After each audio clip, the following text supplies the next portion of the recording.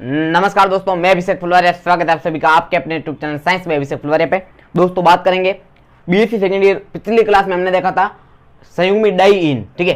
तो डाइईन यानी एल्किनों के संदर्भ में हमने लैम्डा मैक्स ज्ञात करने का पूरा वीडियो देख लिया था।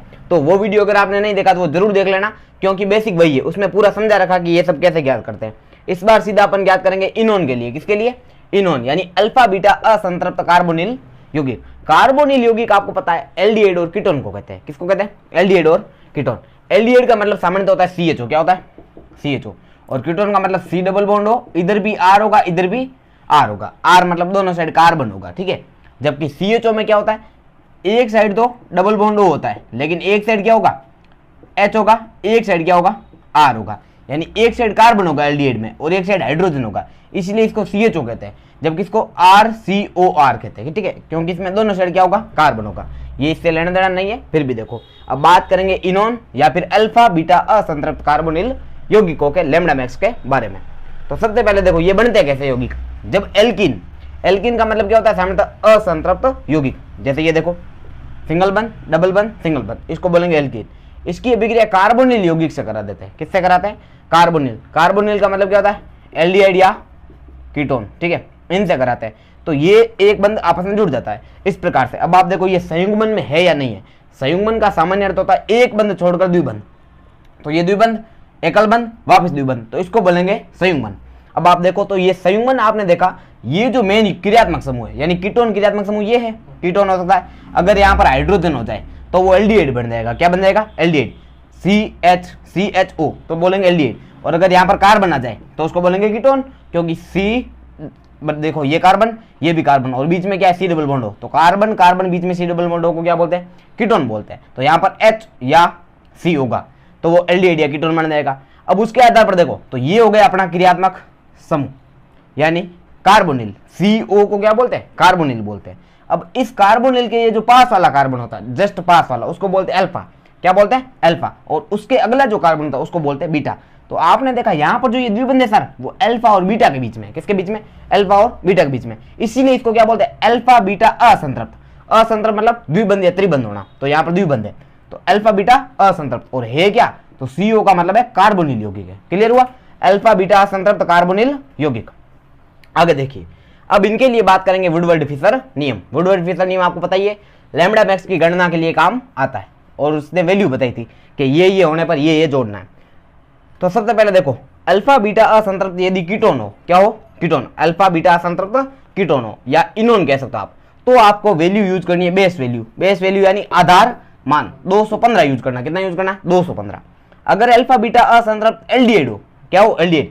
यानी अगर यहाँ पर H हो तो आपको क्या यूज करना? 207 नैनोमीटर यूज करना है। कितना? 207। और यदि अल्फा बीटा असंतृप्त तो है लेकिन वो पेंटिनोन है, यानी वलय में कार्बन जो है 5 हो जाए, अगर 6 हो तो ये सेम रहेगा। कीटोन के लिए अल्फा बीटा असंतृप्त कीटोन है तो 215, अल्फा बीटा असंतृप्त एल्डिहाइड है तो 207। लेकिन यदि पेंटिनोन आ जाए, पेंटिनोन का सामान्य अर्थ होता है यूं, वलय में 5 ही कार्बन होंगे। जैसे ये अब यहाँ पर डबल बंद है। अब आप देखोगे ये द्विबंध, एकल बंध, द्विबंध, यानी संयुग्मन में तो है लेकिन अब ये जो है उसमें वलय में 5 ही कार्बन है। कितने कार्बन है? 5। तो उसको बोलेंगे पेंट। ये 5 कार्बन के लिए क्या आ जाएगा? पेंट। बाद में ये द्विबंध के लिए इन और ये ओन, तो पेंटिनोन। तो पेंटिनोन के लिए आपको यूज करना है 202। कितना यूज करना है? 202 नैनोमीटर। अब आप देखो, सामान्यतः यदि ये जो है ना, जैसे कि मैं यहाँ पर बनाऊं, ये डबल बॉन्ड हो और यहाँ पर एक द्विबंध लगा दिया, तो आप देखोगे द्विबंध, एकल बंध, द्विबंध, ये इतना हो गया संयुग्मन। अब इसके अलावा कोई एक और बंध आ जाए, यानी कि संयुग्मन में एकल बंध द्विबंध वापिस ऐसा बनता जाए, तो फिर उसको बोलेंगे संयुग्मन का विस्तार। अब कितने द्विबंध एक्स्ट्रा आ रहे हैं उसके आधार पर वैल्यू जुड़ दी जाएगी। तो संयुग्मन का विस्तार प्रत्येक के लिए 30 जोड़ना है। कितना जोड़ना है? 30। यानी ये एक द्विबंध इतना ही है, मतलब मेन संयुग्मन ये है। एक बार बढ़ा तो 30 जोड़ो, 2 बार और बढ़ जाए, ऐसे करते करते मान लो यहाँ पर ये एक और वलय है तो यहाँ पर मान लो एक और द्विबंध जोड़ दिया, तो फिर ये संयुग्मन तो ये हो गया मेन। उसके अलावा 30 और ये 30, 30 और 30 कितने हो जाएंगे? 60। तो ऐसे आगे से आगे जुड़ते जाएंगे। एग्जाम्पल करेंगे तब आपको और पता चलेगा। आगे देखो, तो संयुग्मन का विस्तार के लिए आपको क्या जोड़ना है? 30, ठीक है। अगला देखो, नेक्स्ट है समवलयी द्विबंध। क्या जोड़ना है? समवलयी द्विबंध। तो समवलयी द्विबंध के लिए अलग से आपको 39 जोड़ना है। कितना जोड़ना है? 39। उनमें संयुग्मन के लिए 30 जोड़ देते हैं, ठीक है। इसमें संयुग्मन के लिए तो 30 है, लेकिन समवलयी द्विबंध यानी कि होमो एन्युलर सिस्टम, जैसे यहाँ पर द्विबंध है, यहाँ पर ये है और इस प्रकार से जुड़ा हुआ है, तो आप देखोगे सर ये संयुग्मन तो ये हो गया मेन। तो उसके अलावा ये जो एक रिंग है उसी के अंदर दो द्विबंध है, इसको बोलते हैं समवलय द्विबंध, यानी एक ही वलय में दो द्विबंधों का एकांतर क्रम में होना। तो उसके लिए आपको अलग से 39 जोड़ना है। समवलय द्विबंध के लिए क्या जोड़ना है? अलग से 39, ये ध्यान होना चाहिए, ठीक है। ये तो इसके लिए संयुग्मन के लिए, संयुग्मन का विस्तार के लिए 30 तो जोड़ना ही है, लेकिन ये ध्यान रखना समवलय द्विबंध के लिए अलग से 39 जोड़ना है। एग्जाम्पल करेंगे तब पता चलेगा। उसके बाद में अब ये जो है सामान्यतः हम पहले वाले में देख रहे थे वलय अवशेष वगैरह, उनके लिए सभी में कोई भी स्थिति हो 5-5 ही जोड़ते थे, लेकिन इसमें आपको कार्बोनिल कार्बन की स्थिति के आधार पर, मतलब कार्बोनिल कार्बन इसे कहते हैं, ये जो है ना ये है कार्बोनिल कार्बन, तो इससे स्थिति के आधार पर आर का मान और ऑक्सोक्रोम का मान अलग अलग होता है। तो देखो जैसे आर का सामान्य अर्थ होता है वलय अवशेष। क्या होता है? वलय अवशेष। तो इस वलय अवशेष अभी समझा दूंगा कि वलय अवशेष क्या है। जैसे ये मान लो, यहां पर एग्जांपल लेके देखते हैं, ये अलग बना देता हूं। तो ये क्या हो जाएगा, इसमें अगर ज्ञात करके देखें तो ये सबसे पहले आप देखो कीटोन है या एल्डिहाइड है। अगर दो कार्बनों के बीच में है तो हमेशा क्या होगा? कीटोन। तो यहां पर कार्बन है तो ये कीटोन है, कीटोन के लिए 215 यूज करना है। क्लियर? उसके बाद देखो ये और ये दोनों संयुग्मन में, तो ये मेन तो हो गया संयुग्मन एक बार, ठीक है। उसके अलावा एक बार और संयुग्मन हो रहा है, एक्स्ट्रा एक बंद बन रहा है, कम से कम 2 होने जरूरी है। 2 से अधिक जितनी बार हो 30 जोड़ना है, तो एक बार और है तो 30 जोड़ दिया। अब आपने बोला सर ये दोनों द्विबंध एक ही तो वलय में, तो समवलय भी हो गया, तो समवलय के लिए 39 अलग से जोड़ना है। क्लियर है? उसके बाद में अभी बात करेंगे आर की। किसकी? आर यानी वलय अवशेष। क्या होता है? वलय अवशेष। तो वलय अवशेष का मतलब समझना, वलय अवशेष का सामान्य अर्थ हालांकि पिछले वीडियो में बहुत अच्छे से समझा है, फिर भी देखो वलय अवशेष का मतलब है वह एकल बंध जो किससे जुड़ा है? संयुग्मन वाले कार्बनों से सीधा जुड़ा है, ठीक है, लेकिन संयुग्मन का हिस्सा नहीं है। तो आप देखो ये एकल बंध एक नहीं है, तो हाँ सर एकल बंध तो है, लेकिन ये तो संयुग्मन का पार्ट है, इसके बीच में आ रहा है, तो फिर ये वलय अवशेष में काउंट नहीं होगा। फिर से आपने बोला ये भी सर एकल बंध है, लेकिन ये भी संयुग्मन के बीच में आ रहा है, तो ये भी काउंट नहीं होगा। अब आपने बोला सर ये एकल बंध है ना, बहुत बढ़िया एकल बंध है, इससे आप देखो ये एकल बंध जो है वो सीधा सीधा जुड़ा हुआ है। किससे जुड़ा हुआ है? तो सर ये एकल बंध इस संयुग्मन कार्बन से सीधा जुड़ा हुआ है, और ये संयुग्मन का हिस्सा भी नहीं है, संयुग्मन ये यहाँ से यहाँ तक है। क्लियर? तो ये वाला एकल बंध होगा ना, उसको अपन बोलेंगे आर यानी वलय अवशेष। क्लियर है? और इस वलय अवशेष के लिए अलग कार्बनों पर क्या है? अलग अलग इसकी वैल्यू है। अभी अपन देखेंगे तो ये वलय अवशेष कैसे ज्ञात करते हैं वो बताया। आगे देखो, तो इस वलय अवशेष की अल्फा स्थिति के वैल्यू है 10। अल्फा पे कितना है? 10। बीटा के लिए 12, गामा के लिए 18 और बाद में 18। तो 10 12 18 18 18, आगे भले कोई भी स्थिति हो सभी के लिए क्या होगा? 18। अब कोई सोचे अल्फा बीटा क्या है, मेरे को पल्ले नहीं पड़ रहा है, तो देखो जहां पर ये कार्बन और ऑक्सीजन जुड़ा हुआ है वो तो अपना मेन कार्बन है, क्रियात्मक समूह, उसके जस्ट पास वाले को बोलते हैं अल्फा, उसके अगले को बीटा, इसके अगले को गामा, इसके अगले को डेल्टा, इसके अगले को ओमेगा, ऐसे चलता रहता आगे से आगे। तो अपने तो मेन अल्फा बीटा गामा तक चलना है, अल्फा बीटा गामा, पीछे वाले आगे सभी वैल्यू सेम ही है। आगे देखो, आप सोच रहे हो सर इधर भी तो जा सकते थे, इधर नहीं जाना है क्योंकि बंद उधर चल रहे हैं, जिस तरफ द्विबंध चल रहे हैं उधर चलना है, ठीक है, ये ध्यान रखना। तो आपको ध्यान रखना है कि ये जो वलय अवशेष है आर है, रिंग रेजिड्यू, इसका मान अल्फा के लिए 10, बीटा के लिए 12, गामा के लिए 18, बाकी सभी के लिए 18 ही है, ठीक है। आगे भले कितनी चलते जाए, तो अल्फा बीटा गामा 10 12 18। OH दे रखा हो हाइड्रोक्सी समूह, तो आपको याद रखना 35 30 50, 35 30 50, आगे भी चलता रहेगा 35 30 50। अगर आपको एल्किल समूह दे रखा हो यानी CH3 C2H5 methyl ethyl propyl butyl, तो उनके लिए 10 12 18 यानी सेम टू सेम। वलय अवशेष हो या एल्किल समूह सेम टू सेम रहेगा, 10 12 18 चलता रहेगा। उसके बाद में क्लोरीन और ब्रोमीन हो, तो क्लोरीन और ब्रोमीन ये जो ओनली फॉर अल्फा और बीटा पर ही प्रभाव डालते हैं। तो अल्फा पर है 15 12, क्लोरीन के लिए कितना है? 15 12, और ब्रोमीन के लिए 25 35, कितना है? 25 और 35, क्लोरीन के लिए 15 12, ब्रोमीन के लिए 25 35। और यदि बात करें OCO-CH3 तो उसके लिए सभी जगह पर 6 6 6 6 6 ही है, यानी कि अल्फा हो बीटा हो सभी के लिए कितनी वैल्यू है? 6 है। और बाह्य वलय द्विबंध यानी एक्सोसाइक्लिक डबल बॉन्ड, उसके लिए ओनली फॉर +5 है, कितना है? प्लस का 5। और यदि NR2 जुड़ा हो, क्या जुड़ा हो? NR2, तो अपना प्रभाव ओनली फॉर बीटा स्थिति पर डालता। कौन सी स्थिति? बीटा, और इसकी वैल्यू होगी 95। कितनी होगी? 95। अभी ये जो एग्जाम्पल करेंगे इसके पीछे ढाल है, इसके बार बहुत कम पर्सन आएगा, ये कर लेते हो आपको समझ में आ जाएगा ये पर्सन कैसे करना है। तो सबसे पहले देखो, अच्छा ये बता दिया ना, हाँ, तो अचक्रीय यौगिक को तो भी बात वही है, उसके लिए भी 215 यूज करनी है। कितनी यूज करनी है? 215। कीटोन हो तो 215। अब आप देखोगे पहचान कैसे करेंगे कीटोन है या नहीं है, तो आप सबसे पहले तो सी डबल बॉन्ड ओ को पैक कर दो, ठीक है। सी डबल बॉन्ड ओ के दोनों साइड कार्बन जुड़े हो तो समझ लेना कीटोन है, और दोनों में से एक साइड भी हाइड्रोजन हो तो क्या हो जाएगा एल्डिहाइड। तो कीटोन के लिए 215 है, एल्डिहाइड के लिए 207 है। तो आपने देखा ये तो सर कीटोन है, दोनों साइड क्या है कार्बन, तो बेस वैल्यू कितनी होगी 215, यानी आधार मान कितना हो जाएगा 215 नैनोमीटर। उसके बाद में आप बोला संयुग्मन किधर है, तो ये द्विबंध एकल बंध द्विबंध द्विबंध एकल बंध द्विबंध, तो ये संयुग्मन हो गया। अब आपने बोला था कि ये जो CO है उसके पास वाले कार्बन को अल्फा कहते हैं। क्या भाई इधर जाएंगे, तो कहने इधर नहीं जाना, क्यों, क्योंकि ये इधर वाले नहीं चल रही है, यानी कि इधर जो है वो संयुग्मन नहीं है।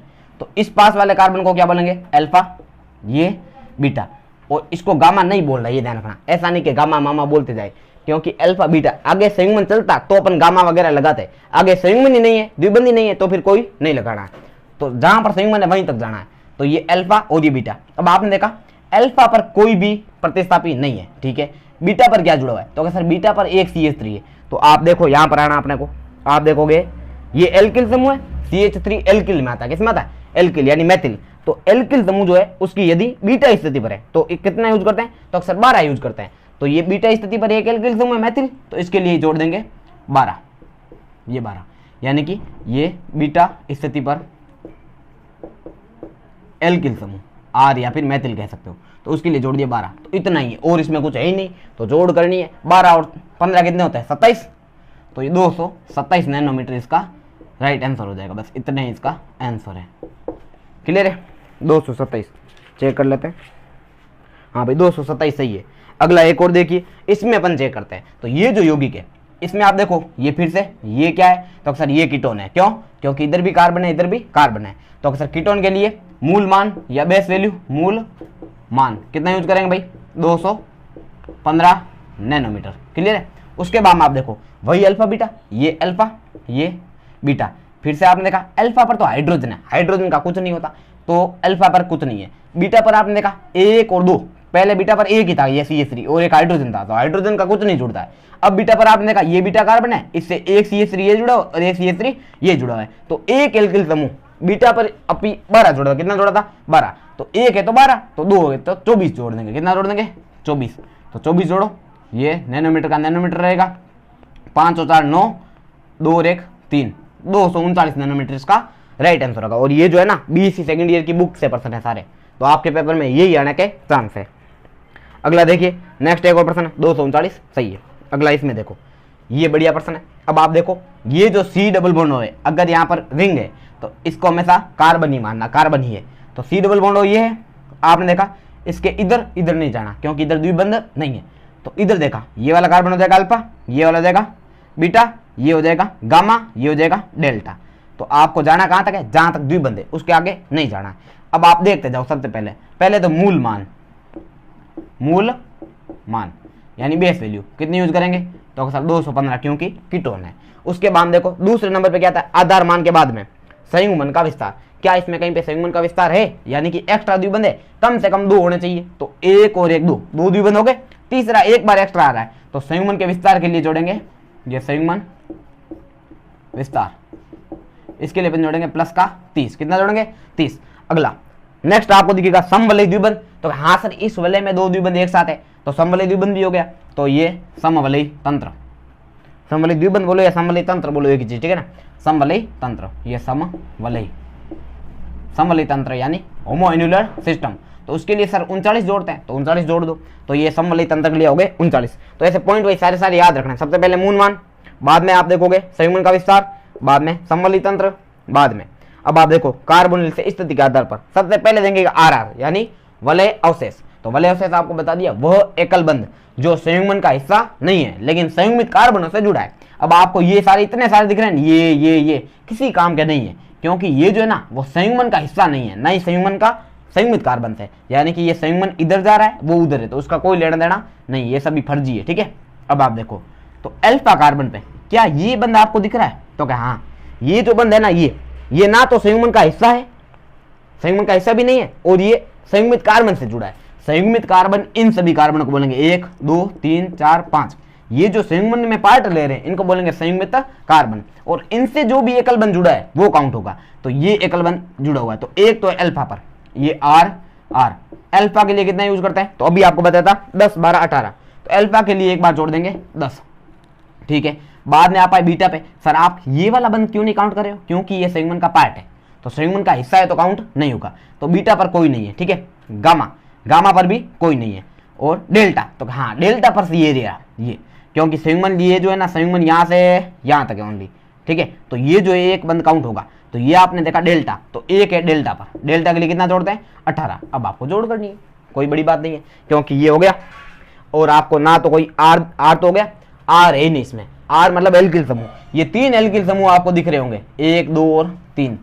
डंडी का मतलब होता है मैथिल समूह, क्या होता है CH3 या मैथिल, लेकिन ये संयुग्मन के संयुग्मित कार्बन से नहीं जुड़े, इसीलिए इनमें से किसी को भी काउंट नहीं करेंगे। अगर ये यहाँ पर होता ना, यहाँ पर मान लो इस प्रकार से, तो जरूर काउंट करते हैं, क्योंकि संयुग्मन का हिस्सा होता, लेकिन ये संयुग्मन में नहीं है, इसलिए काउंट नहीं करना है। तो अब आप देखो, अब खाली टोटल करनी है तो टोटल कर लेते हैं, बाकी ये इनमें से भी कुछ नहीं है। एक और देखो, एक चीज बाकी रह गई, बाह्य वलय द्विबंध, ये काउंट करना पड़ेगा भाई। तो ये जोड़ो, बाह्य वलय द्विबंध मतलब एक्सोसाइक्लिक डबल बंध, किसी वलय के जस्ट बाहर द्विबंध है क्या, तो आपने देखा, एक बार हाथ रख के देख लेता हूं, ये इसके जस्ट बाहर कोई डबल बंध है, इसके जस्ट बाहर यानी पास पास होना चाहिए, तो क्या नहीं नहीं इधर तो नहीं है, तो इस पे हाथ रख के देखो, इसके जस्ट बाहर कोई द्विबंध, तो ये आंसर, ये देखो जस्ट एकदम पास में एक नहीं है, तो हाँ सर ये द्विबंध काउंट होगा। तो बाह्य वलय द्विबंध कितना हुआ, तो सर एक एक्सोसाइक्लिक का डबल बंध, ये बाह्य वलय द्विबंध, तो इसके लिए जोड़ते हैं प्लस का 5, कितना जोड़ते हैं प्लस का 5। अब करनी है टोटल, 5 9 और 5 14, 14 और 8 22, 22 और 5 29, 22 और 5 कितने 29 होते हैं 27, 27 का 7 हासिल लगी 2, 2 और 1 3, 3 और 3 6, 2 और 1 3, 3 3 6, 6 3 9, 9 और 10 11, 11 का 1 हासिल 1, 1 और 2 3, 317 नैनोमीटर। तो देख लेते हैं 317 एक नहीं है, 317 100% सही है भाई, ठीक है। ये 317 नैनोमीटर का राइट आंसर है। तो इसी प्रकार आपके पेपरों में प्रश्न सही होते जाएंगे, आप बस रूल को फॉलो करना है और बार बार स्टेप बाय स्टेप काम करना है, ठीक है। तो स्क्रीनशॉट लेना हो तो, बाकी मैं मिटा रहा हूँ, दूसरा करता हूँ, ठीक है। अगला देखो नेक्स्ट, ये इसमें बात करेंगे। तो सबसे पहले वही बात है, ये C डबल बॉन्ड है, ये alpha carbon, beta gamma delta omega. क्या ये ओमेगा लिखना है, तो सर नहीं लिखना है, क्यों नहीं लिखना है, क्योंकि ये संयुग्मित कार्बन तक ही अपने को काउंट करना है, तो इसको गोली मारो, ठीक है। ये संयुग्मन कार्बन यहीं पर है, तो ये काउंट करो। सबसे पहले मूल मान, ये मूल मान, तो मूल मान तो सर आपको पता ही कितना, कीटोन है ना, ये इधर भी कार्बन और बीच में है, तो 215 नैनोमीटर, नैनोमीटर पीछे लिखना ही है। बाद में अल्फा पर कोई प्रतिस्थापी, तो नहीं, देखो मूल मान के बाद में क्या आता है, मूल मान के बाद में दूसरा नंबर अपने आता है संयुग्मन का विस्तार। क्या संयुग्मन का विस्तार है, ये देखो एक बंद, दो बंद, 2 से अधिक होते ही विस्तार में काउंट होगा, तो 2 से अधिक एक बार है, तो 30 और जोड़ना है, ये संयुग्मन विस्तार, संयुग्मन के विस्तार के लिए 30 जोड़ दिया। उसके बाद में समवलय द्विबंध है क्या भाई, समवलय यानी एक ही वलय में, तो सर इसमें एक वलय में नहीं है, इसमें भी एक वलय नहीं है, तो ये वाला काउंट होगा नहीं उसमें, क्योंकि एक वलय में 2 द्विबंध इसमें थे, तो 30 39 जोड़ा था, इसमें 39 नहीं जोड़ना है, क्योंकि एक ही वलय में द्विबंध नहीं है 2, ठीक है। उसके बाद में आर की बात करेंगे, तो आर देखो, ये अल्फा कार्बन, ये वाला काउंट नहीं होगा, पता चल गया, क्योंकि ये वलय संयुग्मन का हिस्सा है, संयुग्मन का हिस्सा काउंट नहीं होता, तो ये एकल बंध काउंट नहीं होगा। बीटा पर देखो, ये यहाँ से अल्फा कुछ नहीं, बीटा, तो बीटा पर आपने देखा एक, ये जो है ना ये द्विबंध, ये सिंगल बंध, ये ना तो इस संयुग्मन का हिस्सा है, लेकिन ये बीटा पर जुड़ा हुआ भी है, तो संयुग्मित कार्बन से जुड़ा है और संयुग्मन का हिस्सा नहीं है, ऐसे एकल बंध काउंट होते हैं आर में, किसमें आर। तो बीटा स्थिति के लिए आपको बता रखा है 10 12, ये 10 और 12, तो बीटा स्थिति पर 1 है, तो कितना लगा देंगे 12 और जोड़ देंगे। अगला, उसके बाद में गामा पर कुछ नहीं है, डेल्टा पर भी आपको 1 दिख रहा होगा, तो ये डेल्टा, इस पर 1, तो डेल्टा पर के लिए 18 है, तो ये 18 जोड़ दो, कितना जोड़ दो 18। अब एक्सोसाइक्लिक डबल बंध, ये भूलना नहीं, एक्सोसाइक्लिक डबल बंध इंपॉर्टेंट है भाई। आप देखो इस वलय के बाहर, इस वलय बात रखा जस्ट बाहर, तो एक द्विबंध दिख रहा है, लेकिन ये वलय के जस्ट बाहर नहीं, ध्यान रखना, ये ना अगर ये मानो इधर देखो ये द्विबंध है, इस वलय के जस्ट बाहर यहाँ या यहाँ होता तो काउंट होता, लेकिन ये साइड में पड़ा है, तो वलय के जस्ट बाहर जुड़ा हुआ नहीं है, तो फिर ये एक्सोसाइक्लिक डबल बंध में काउंट नहीं होगा। लेकिन इस वलय के बाहर आपने हाथ रखा, आपने देखा ये जस्ट एकदम टच मैन इस बंध के, तो फिर ये काउंट होगा। तो यहाँ पर एक्सोसाइक्लिक डबल बंध हो जाएगा एक, एक्सोसाइक्लिक डबल बंध, यानी कि अगर बात करें एक्सोसाइक्लिक डबल बंध, तो ये कितना है, यानी बाह्य वलय द्विबंध कितना है, तो सर एक के लिए कितना जोड़ते हैं 5 जोड़ते हैं, तो ये लिख दिया 5, जोड़ करनी है। 12 और 18 कितने हो गए, तो सर 30 और 5 35, 35 और 30 65, 35 और 30 65, 65 और 5, 65 और 5 हो गए 70, 70 और 10 80, 280 नैनोमीटर इसका राइट आंसर होगा। ठीक है भाई, चेक कर लेते हैं, हालांकि सही है, ये रहा 280, हाँ सही बात है, ये 280 नैनोमीटर 100% सही। ठीक है, उसके बाद देखो नेक्स्ट एक और प्रश्न देखते हैं। अब इसमें देखो ये यहाँ से बढ़िया प्रश्न शुरू होता है और ये लोग गलत भी करते हैं। ठीक है, अब ये प्रश्न ढंग से देखना थोड़ा, वरना गलत होने के चांस ज्यादा रहेंगे। इसको मिटा रहा हूँ, स्क्रीनशॉट ले लेना, ये सही है। और ये एक बार कॉपी में लिख लेना, अलग से प्रैक्टिस कर लेना, इसके बाद नहीं जाएगा, क्योंकि आएगा तो भी इसी टाइप का आएगा, आप कर पाओगे। अब आप देखो इसमें, आप देख रहे हो सर 6 का बोला था, 7 आ रहे हैं, और यहाँ पर 6 है ही नहीं, यहाँ पर 5 है, तो 5 के लिए अलग से बता रखा है अल्फा बीटा असंतृप्त, अल्फा बीटा असंतृप्त पेंटीनोन 5 कार्बन की वैल्यू हो, तो फिर आपको 202 यूज करना है। तो यहाँ पर देखो ये 1 2 3 4 5 ही है, तो सबसे पहले देखो ये कीटोन के लिए मूल मान कितना यूज करें, तो सब 202 नैनोमीटर। ठीक है, कारण बता दिया, क्यों, क्योंकि यहाँ पर पेंटीनोन है। अगर हेक्सीनोन होता 6 होता तो अपने को नॉर्मल 215 यूज करना है, लेकिन पेंटीनोन तो दो कितना 202 यूज करना है। अब आप देखो तो वही है, ये C डबल बॉन्ड है, एक प्रकार कीटोन है, ये अल्फा कार्बन, ये बीटा कार्बन, ये गामा कार्बन और ये डेल्टा कार्बन। ठीक है, अल्फा बीटा, ये alpha beta gamma delta, clear है। जहां पर संयुग्मन जाए वहां तक जाना है। अब आप देखो प्रतिस्थापी है क्या कहीं पे, पहले देख लेते हैं। मूल मान हो गए, बाद में दूसरा क्या आता है संयुग्मन का विस्तार। संयुग्मन का विस्तार 1 बंद 2 बंद 3 बंद, एक बार हुआ तो ये संयुग्मन का विस्तार।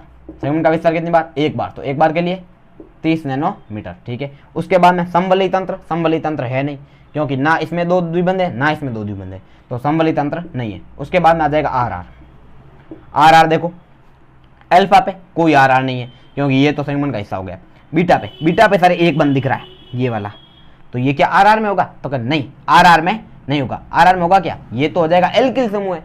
आर उसको कहते हैं जो वलय में हो, वलय बंधु है ना, वलय में, जैसे ये जो है ना ये वलय में ही है, तो ये आर में काउंट होगा। ये आर नहीं है, ये जो साइड में होते हैं ना रिंग के, उसको बोलते हैं वलय होते नहीं, इनको बोलते हैं एल्किल समूह। क्या बोलते हैं, एल्किल समूह। तो सबसे पहले देखो बीटा पर एक एल्किल समूह, बाद में देखेंगे। गामा पर ये देखो ये आर में आएगा, क्यों, क्योंकि वलय का पार्ट है, तो वलय का पार्ट होना चाहिए, लेकिन संयुग्मन का हिस्सा नहीं होना चाहिए।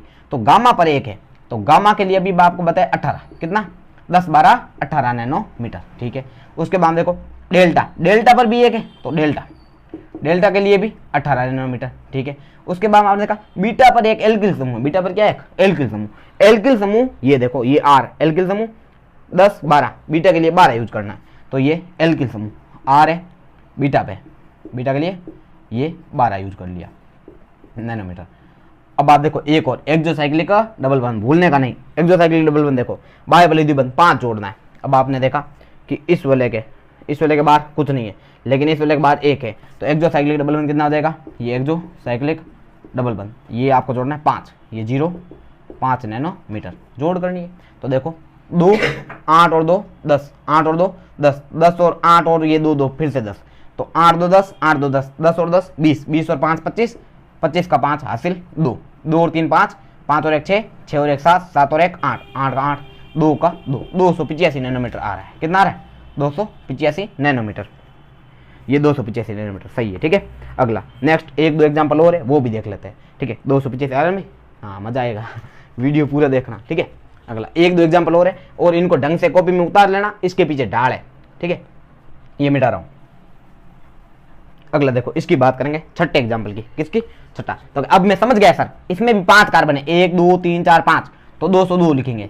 अब देखो फटाफट करें, मूल मान कितना, तो सर 202, क्यों, क्योंकि पेंटीनोन है, क्या अभी ये पेंटीनोन, तो 202 लिख दिया। उसके बाद में आपने देखा तो क्या सर मूल मान तो हो गया, इसमें एक नई चीज मेरे को दिख रही, तो क्या OH दिख रहा है, तो काउंट करेंगे भाई, ये कार्बन है, ये CO है। ठीक है, इसके पास वाला कार्बन तो क्या सर अल्फा, इसके पास वाला बीटा, आगे गामा ना, आगे गामा नहीं जाना, क्यों, क्योंकि ये जो है आगे संयुग्मन नहीं चल रहा है। ठीक है, तो आपने अल्फा बीटा लिख दिया। अब आपने देखा वलय अवशेष की बात करें, क्योंकि समवलयी तंत्र तो है नहीं, संयुग्मन का विस्तार है नहीं, 2 द्विबंध है, तो संयुग्मन का विस्तार हट गया, समवलयी तंत्र भी हट गया। अब आप देखोगे अल्फा कार्बन पर OH है, या फिर पहले RR देख लेते, क्या देख लेते, RR पर देखना फिल्म है, तो RR मतलब रिंग रेजिड्यू यानी वलय अवशेष। अल्फा पर कुछ नहीं है, बीटा पर आपने कहा ये बीटा कार्बन, ये सर वलय अवशेष है, तो ठीक है, बीटा पर 1 है, तो बीटा के लिए भी आपको बताया 10 12 18, तो इसमें जोड़ देंगे 12 नैनोमीटर। ठीक है, उसके बाद आपने देखा ये सर अल्फा पे एक प्रतिस्थापी है OH, तो OH on alpha, alpha OH के लिए आपको बता रखा है, ये देखो OH 35 30 50, 35 30 50, तो उसके लिए 35 यूज करना, कितना यूज करना 35, ये आपने लिख दिया 35 नैनोमीटर, इसके अलावा और कुछ है नहीं। बाय वलय द्विबंध देखना ही नहीं, क्योंकि इसमें है ही नहीं, दूसरी कोई वलय ही नहीं है, तो आपको चेक ही नहीं करना। अब इसमें आप देखो, तो छोटे एग्जाम्पल में देखेंगे, एक तो आपको 12 जोड़ना, एक 35 जोड़ना, सही है। आप देखो 2 और 2 4, 4 और 5 तो 9, ठीक है, 9 का 9, बाद में 0 और 1 1, 1 और 3 4, ठीक है, और 2 का 2 249 नैनोमीटर, ये हो जाएगा इसका राइट आंसर, ये 249। आप भले किताब देख सकते हो, ये अपना यूजीसी की किताब है, बीएससी सेकेंड ईयर की, आरबीडी की और यूजीसी की, है ना, आरबीडी पब्लिकेशन है, यूजीसी की बुक है, इसमें आप पेज नंबर 1.29 वगैरह देख सकते हो, उसमें सारे लिखे हुए सारे एग्जाम्पल, ठीक है ना, उसी से करवा रहा हूँ, और ये सारे सही हो रहे हैं, तो आप भी थोड़ी प्रैक्टिस करना, कॉपी में लिख के, सारे आपके भी सही होंगे। एक और आपके लिए पर्सन है, अब इसको आपको चेक करना है, मैं आपको समझा देता हूँ, फिर भी आप देख लो एक बार, इसका आंसर आपको ही कमेंट करना है। तो सबसे पहले तो ये C डबल बॉन्ड यहाँ पर जुड़ा है, ठीक है, इधर आपको जाना है कि नहीं जाना वो चेक कर लेना, इधर कोई द्विबंध नहीं है तो इसका तो कोई रोल नहीं होगा, क्लियर हो गया। अब आपको इधर जाना है और आपको चेक करके बताना है कि इसका राइट आंसर कितना होगा, इसकी लैम्बडा मैक्स क्या करनी है, आपको कमेंट करनी है, ताकि पता चले आपको कितना समझ में आया है। और वीडियो कैसा लगा ईमानदारी से बताना, जोर था कि नहीं था, अगर बढ़िया लगा हो तो लाइक करें और अपने बेली और बेलनों के साथ शेयर करें। धन्यवाद।